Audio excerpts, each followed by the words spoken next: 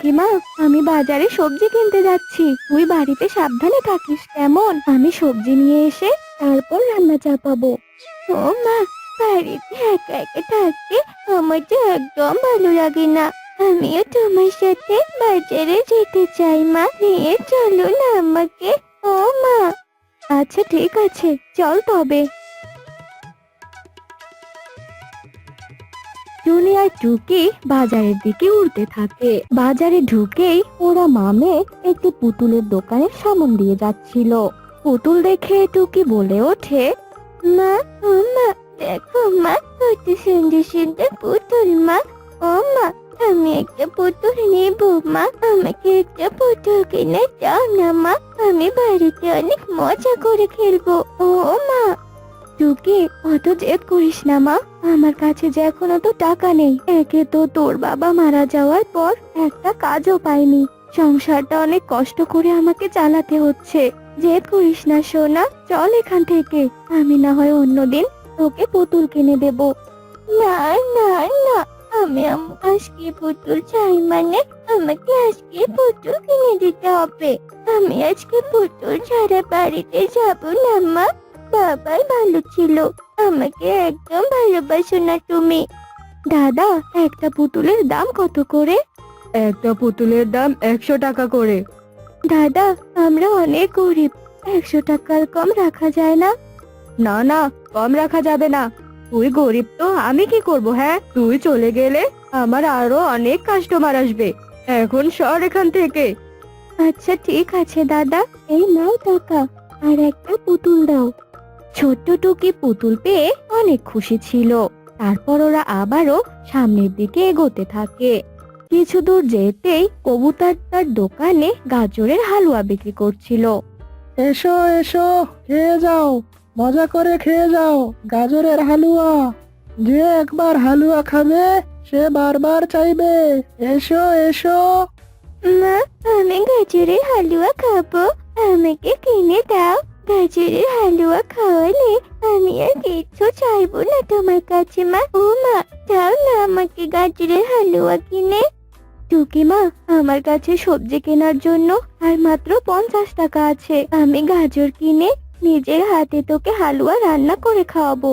চল মা, চল এখান থেকে। তুমি সত্যি করে বলো মা, আজকে আমাকে হালুয়া বানিয়ে খাওয়াবে? হ্যাঁ সত্যি রে মা। টুনির এমন কথা শুনে টুকি সামনের দিকে এগোতে থাকে। এক পর্যায়ে বাজার থেকে সবজি কিনে ওরা বাড়িতে ফিরে আসে। না, বাজারে তো কোনো গাজরই নেই, তাহলে তুমি আমাকে কিভাবে গাজরের হালুয়া বানিয়ে খাওয়াবে বলো তো? আমার যে খুবই গাজরের হালুয়া খেতে ইচ্ছে করেছে। তুমি এক্ষুনি গিয়ে কবুতর কাকুর দোকান থেকে গাজরের হালুয়া কিনে আনো মা। মারে, এখন আমার কাছে যে আর কোনো টাকা নেই। আমি কালকে অন্যের বাড়িতে কাজ করে যে টাকা পাবো তা দিয়ে তোর জন্য গাজরের হালুয়া কিনে আনবো। আচ্ছা আচ্ছা ঠিক আছে মা, এখন তুমি তাড়াতাড়ি রান্না করো, আমার যে খুব খিদে পেয়েছে। এরপর টুনি রান্না করে।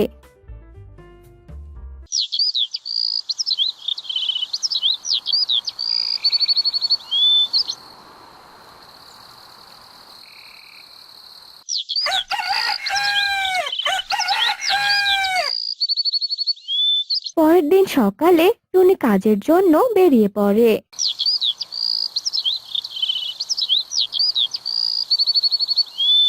রাতে বাড়ির দিকে উড়তে থাকে আর টুনি বলতে থাকে, সারাদিন বনে ঘুরে ঘুরে কোনো কাজ পেলাম না, এদিকে কোনো টাকাও নেই, ওদিকে আমার ছোট্ট ছানাটা অপেক্ষা করছে। এখন কি দিয়ে ওর জন্য গাজরের হালুয়া কিনে নিয়ে যাব? সত্যি আমি মানবের কলঙ্ক। সামান্য গাজরের হালুয়া আমি আমার মেয়েকে খাওয়াতে পারছি না। এখন আমি কোন মুখ নিয়ে আমার মেয়েটার সামনে গিয়ে দাঁড়াবো? কে কে ওখানে কান্না করছো? আমি আমি কান্না করছি, আমাকে একটু সাহায্য করো, আমাকে এখান থেকে মুক্ত করো। আমি তোমাকে কি করে সাহায্য করব বলো তো? আমি তো তোমাকে এখনো খুঁজেই পাইনি। এই তো, আমি তোমার সামনে বোতলে বন্দি আত্মা, দয়া করে বোতলের মুখটা খুলে দাও। এখানে থাকতে যে আমার ভীষণ কষ্ট হচ্ছে। তুমি আত্মা? না না, আমি তোমাকে মুক্ত করতে পারবো না। তুমি যদি আমার কোনো ক্ষতি করো তখন তখন কি হবে? হ্যাঁ, আমি তোমাকে কথা দিচ্ছি, আমি তোমার কোনো ক্ষতি করব না। আমি হলাম একটা ভালো আত্মা। এক দুষ্ট তান্ত্রিক আমাকে হিংসে করে এই বোতলে বন্দি করেছে। আমি তোমার উপকার করব, দয়া করে মুক্ত করো। আত্মার এমন কথা শুনে টুনি আর কিছু না ভেবে বোতলের মুখটা খুলে, আর সাথে সাথে বোতলের ভেতর থেকে আত্মা বেরিয়ে আসে। আমি এখন মুক্ত, আমাকে আর কেউ বোতলে বন্দি করতে পারবে না। আত্মা, আমি এখন আসি। বাড়িতে আমার ছোট্ট মেয়েটা আমার জন্য অপেক্ষা করছে। তুমি আমার কাছ থেকে উপহার না নিয়ে চলে যাবে? তা তো হবে না। বলো, তোমার একটা ইচ্ছের কথা বলো। তুমি যা বলবে আমি তাই পূরণ করব। তুমি যখন আমাকে উপহার দেবে তাহলে ঠিক আছে। আমার ছোট্ট মেয়েটা গাজরের হালুয়া খেতে চেয়েছে, তুমি বরং আমাকে কিছু গাজরের হালুয়া এনে দাও। টুনির কথা শেষ হতে না হতেই আত্মা জাদু দিয়ে কিছু গাজরের হালুয়া আর কিছু গাজরের বীজ প্রকট করে, আর সব টুনিকে দিয়ে বলে, এই হলো গাজরের হালুয়া, আর এই হলো গাজরের বীজ। এগুলো হলো জাদুর গাজরের বীজ। এগুলো জমিতে রোপণ করলে এর গাজর কখনো শেষ হবে না। সারা জীবন জমিতে গাজর থাকবে। আচ্ছা দিদি, তোমাকে অনেক ধন্যবাদ। এই ঋণ আমি কখনো ভুলবো না। টুনি বীজ আর হালুয়া নিয়ে বাড়িতে আসে, আর ছোট্ট টুকিকে টুনি হালুয়াগুলো খেতে দেয়। খাওয়া তো শেষ, আর এখন তো অনেক রাতও হয়েছে। চল মা, আমরা ঘুমিয়ে পড়ি। কাল সকাল সকাল উঠে আবার জমিতে গাজরের বীজ রোপণ করতে হবে। এরপর তারা ঘুমিয়ে পড়ে।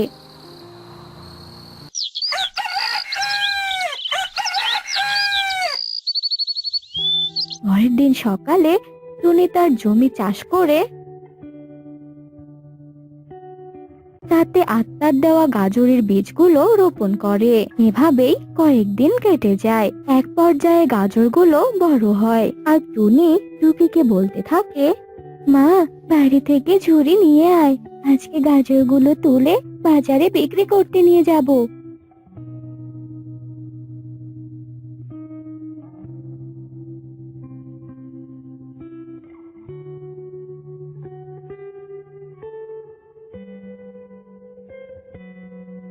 টুকি মা, তুই বাড়িতে যা, আমি গাজরগুলো বিক্রি করে আসছি, কেমন? নিয়ে যাও, নিয়ে যাও, টাটকা টাটকা গাজর নিয়ে যাও। দাদারা, দিদিরা, এসো এসো, গাজর নিয়ে যাও। এই টুনি, আমাকে 5 কেজি গাজর দে তো, আমি গাজরের হালুয়া বানাবো। আর এই নে টাকা। কবুতর টাকা দিয়ে গাজর নিয়ে চলে যায়। এভাবেই একে একে সব গাজর বিক্রি করে টুনি বাড়ি ফিরে আসে। এভাবে আরো কয়েকদিন কেটে যায়।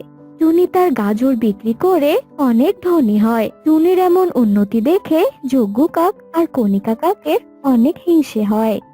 আরে যজ্ঞ, তুমি এইখানে বসে আছো, ওইদিকে টুনি ওর গাজর বিক্রি করে অনেক ধনী হচ্ছে। তুমি যে কোনো কাজের নাও সেটা আমার জানা হয়ে গেছে। বসে থাকবো না তো কি কাজ করব বলো? তুমি তো জানোই আমার কোনো কাজ করতে ভালো লাগে না। কাজ করতে ভালো না লাগলেও চলবে, কিন্তু চুরি করতেই হবে। টুনির জমির গাজর তোমাকে চুরি করতেই হবে। আজ রাতে তুমি আর আমি দুজনেই টুনির জমির সব গাজর চুরি করে আনবো, আর সেইগুলো আমরা চুরি করে আনে বাজারে বিক্রি করে ধনী হয়ে যাব, বুঝেছো? হ্যাঁ, বুঝেছি।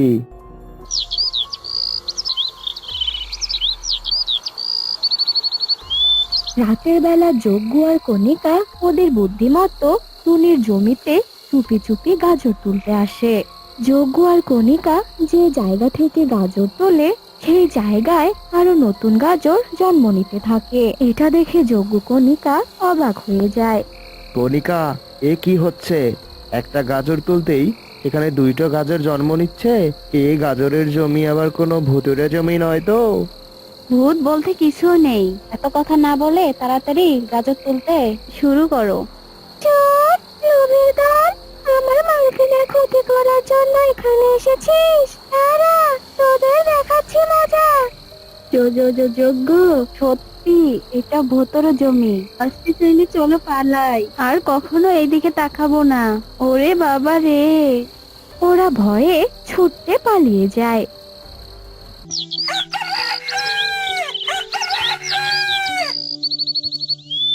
আর টুনি তার জমির গাজর বিক্রি করে অনেক সুখে দিন কাটাতে থাকে। তাই টুনি বনের এক কোণায় এক ছোট্ট বাড়ি বানিয়ে থাকতো। টুনির একাকিত্ব এই জীবনে তার একমাত্র সঙ্গী ছিল লালি নামের একটি ছাগল। লালি, এই লালি, চল, আমি আজকে তোকে নদীর ঘাটে তরতাজা ঘাস খাওয়াতে নিয়ে যাব। কালকে আমি সেখানে অনেক তাজা তাজা ঘাস দেখে এসেছি। চল চল, তাড়াতাড়ি আমার সাথে চল। পেট ভরে তুই আজ সবুজ সবুজ ঘাস খাবি। সত্যি টুনি, তুই আজকে আমাকে ঘাস খাওয়াতে নিয়ে যাবি? আহা, আমি কতদিন যে তরতাজা সবুজ ঘাস খাই না। চল, তাড়াতাড়ি নদীর ঘাটে চল, আমার যে আর তর সইছে না। এরপর লালি আর টুনি নদীর ঘাটে যায়। নদীর ঘাটে গিয়ে লালি আপন মনে ঘাস খেতে থাকে, আর টুনি গাছের শুকনো ডাল জ্বালানি হিসেবে ব্যবহার করার জন্য খুঁজতে থাকে। এদিকে লালি ঘাস খেতে খেতে টুনির কাছ থেকে কিছুটা দূরে চলে যায়। আর কিছু দূর গিয়ে দেখে এক তান্ত্রিক অনেকগুলো ফল সামনে নিয়ে চোখ বন্ধ করে যজ্ঞ করছে। লালি ফলগুলো দেখে বলে, আহা, কি টাটকা সুস্বাদু ফল! এমন ফল আমি কোনোদিন খাইনি, চোখেও দেখিনি। যদি আমি একবারই সুস্বাদু ফলগুলো খেতে পারতাম। আচ্ছা, ওই তান্ত্রিক তো চোখ বন্ধ করেই আছে। এই সুযোগে যদি আমি ফলগুলো খেয়ে ফেলি, তবে কি কোনো ক্ষতি হবে? না, কোনো ক্ষতি হবে না। যাই যাই, এক্ষুনি এই ফলগুলো খেয়ে নেই। এ কথা বলে লালি তান্ত্রিকের সামনে রাখা ফলগুলো খেয়ে নেয়। এদিকে টুনি লালিকে দেখতে না পেয়ে খুঁজতে খুঁজতে সেখানে চলে আসে, আর লালিকে তান্ত্রিকের ফল খাওয়া দেখতে পায়। তা দেখে টুনি মনে মনে বলে, হায় হায় লালি, তুই কি সর্বনাশা কাণ্ড করলি! শেষে কিনা তান্ত্রিকের ফল খেয়ে ফেললি। যদি তান্ত্রিক বুঝতে পারে, তোকে তো কাঁচা গিলে খাবে। যাই যাই, তান্ত্রিক চোখ খোলার আগে লালিকে এখান থেকে নিয়ে কেটে পড়ি। টুনি এ কথা ভেবে তাড়াতাড়ি লালিকে নিয়ে সেখান থেকে বাড়িতে চলে যায়। এভাবেই সেই দিনটি কেটে যায়। আর বনের মধ্যে রাত নেমে আসে। এদিকে রাতের বেলা যখন লালি ঘরের এক কোণে ঘুমিয়েছিল, তখন ধীরে ধীরে লালি বড় হতে শুরু করে। লালি দেখতে একদম দানব ছাগলের মতো হয়ে যায়। এভাবেই সেই রাতটি কেটে যায়। পরের দিন টুনি লালির এমন আকৃতি দেখে ভীষণ অবাক হয়ে যায়। ও মা, লালি, তুই এত বড় হয়ে গেলি কিভাবে? হায় হায় হায় রে, তোকে দেখতে তো একদম দানবের মতো লাগছে। তোর এই অপকর্ম হলো কি করে? আমি তো এসবে কিছু জানি না। আমার আকৃতি এমন বড় হলো কি করে? আমি আর কিছু ভাবতেও চাই না। তুই আগে আমাকে কিছু খেতে দে, আমার প্রচন্ড খিদে পেয়েছে। খিদেতে জীবন আমার যায় যায় অবস্থা। দে, তাড়াতাড়ি খেতে দে, এক্ষুনি কিছু খেতে দে। লালিকে এমন ক্ষুধার্ত দেখে টুনি তাড়াতাড়ি করে কিছু শুকনো পাতা এনে লালিকে খেতে দেয়। আর লালি খিদের যন্ত্রণায় সেই শুকনো খড়গুলোই গপ গপ করে খেতে শুরু করে। কিন্তু তবুও লালির খিদের জ্বালা যেন মেটে না। আর লালি চিৎকার করে বলতে থাকে, আমার আরো খাবার চাই, আরো খাবার চাই। এটুকু খাবার দিয়ে আমার পেটের এক কোণাও পূর্ণ হয়নি। টুনি, আমাকে আরো খাবার খেতে দে, তাড়াতাড়ি দে বলছি। খাবার চাই, আমার খাবার চাই। আমার কাছে তো শুকনো খড়ই ছিল, আর তো কিছু নেই তোকে খেতে দেওয়ার মতো। লালি, তুই একটু অপেক্ষা কর, আমি তোর জন্য ঘাস কেটে আনছি। আমি আর কিছুতেই অপেক্ষা করতে পারবো না। আমার খাবার আমি নিজেই খুঁজে নেব। সর সর এখন আমার সামনে থেকে, সরে যা বলছি। এ কথা বলে লালি সেখান থেকে চলে যায়। আর পথের মধ্যে কুহু নামের এক ছোট্ট পাখির ছানাকে দেখতে পায়। কুহুকে দেখে লালি বলে, ঘাস খেয়ে তো আমার কিছুতেই পেট ভরছে না। এবার আমি বনের পাখিদের ধরে ধরে খাবো। আমার যে পাখি খেকুর মতো খিদে পেয়েছে, আর এই পাখির ছানাই হবে আমার প্রথম শিকার। এ কথা বলে লালি কুহুর কাছে গিয়ে বলে, বা তুই দেখতে তো একটু বড় সড়ো, তোকে খেলে আমার পেটের ক্ষুধা একটু কমবে। আয়, আজ তুই আমার খাবার হবি।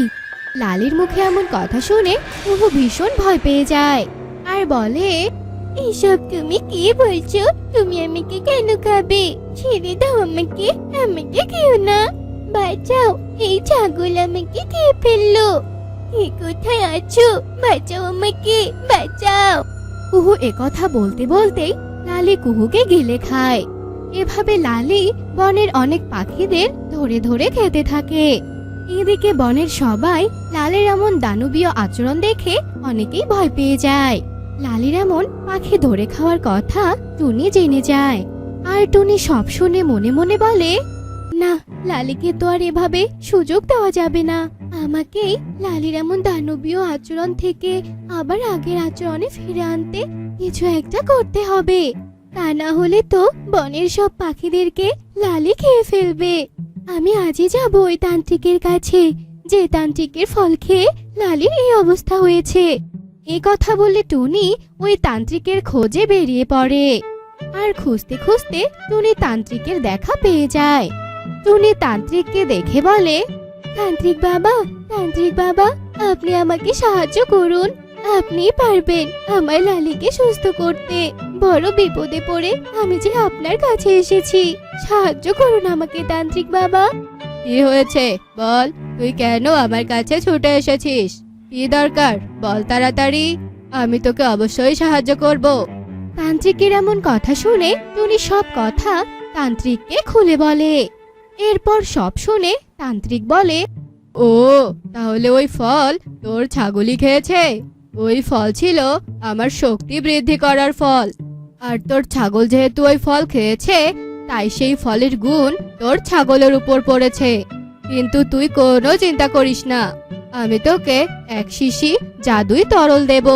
সেই জাদুর তরল তুই যদি তোর ছাগলকে খাওয়াতে পারিস তবে তোর ছাগল অজ্ঞান হয়ে যাবে। এ কথা বলে তান্ত্রিক টুনিকে জাদুই তরলের শিশিটা দেয় আর টুনি সেই তরলটা নিয়ে লালিকে খুঁজতে থাকে। অবশেষে টুনি তার লালিকে খুঁজে পায় আর লালি টুনিকে দেখে বলে, ও তুই এসেছিস, এসে ভালো করেছিস। আমি খাওয়ার জন্য আর কাউকেই খুঁজে পাচ্ছি না, এবার আমি তোকেই খাবো। পেটের ক্ষুধা যে আমার কিছুতেই কমছে না। আয় আমার কাছে আয়, আমি এবার তোকে গিলে খাবো। আসলে টুনি ছিল অনেক বুদ্ধিমতী, তাই টুনি একটা বুদ্ধি বের করে। ঠিক আছে, তুমি আমাকে খাবে, তার আগে তুমি আমার এই তরলটুকু খেয়ে নাও। এই তরল খেলে তোমার পেট পরিষ্কার হয়ে যাবে আর মজা করে তুমি আমাকে খেতে পারবে। সত্যি সত্যি বলছিস তুই? তাহলে দে দে, আমাকে ওই তরলটা দে, আমি এক্ষুনি সব খেয়ে নিচ্ছি। এ কথা শুনে টুনি ভীষণ খুশি হয়ে যায় আর টুনি লালিকে তরলটা খাইয়ে দেয়। জাদুর তরল খাওয়ার সঙ্গে সঙ্গে লালি সেখানেই অজ্ঞান হয়ে পড়ে যায় আর টুনি লালির অজ্ঞান হওয়ার পর বলে, এই সুযোগে আমি লালির পেট কেটে পাখিগুলোকে বের করে নেই, তা না হলে যদি লালি আবার জেগে যায়। এ কথা বলে টুনি লালির পেট কেটে ফেলে আর তাড়াতাড়ি করে কুহু সহ অন্যান্য পাখিদেরকে বের করে আনে। এরপর কুহু সহ অন্যান্য পাখিরা টুনিকে ধন্যবাদ জানিয়ে সেখান থেকে চলে যায়। তারপর টুনি লালির পেট সুই সুতা দিয়ে সেলাই করে দেয়। এরপর লালি আস্তে আস্তে আবার আগের আকারে ফিরে আসে আর বেশ কিছুক্ষণ পর লালির জ্ঞান ফিরে আসে আর টুনিকে বলে, কি আমি এখানে পড়ে আছি কেন? টুনি, আমার কি হয়েছে? লালির কথা শুনে টুনি সব ঘটনা লালিকে খুলে বলে। সব শুনে লালি বলে, আমার ভুলের জন্য আমি এমন বিপদে পড়ব বুঝতেও পারিনি। টুনি, তুই যদি বুদ্ধি করে আমাকে তরল না খাওয়াতি তাহলে তো আমি দানবী থেকে যেতাম রে। আসলে আমি এখন বুঝতে পারলাম যে না জেনে শুনে কোনো খাবার খাওয়া উচিত নয়।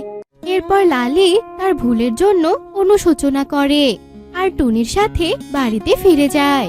তারপর থেকে টুনি আর লালি একসাথে আবারও আগের মতো মিলেমিশে থাকতে শুরু করে।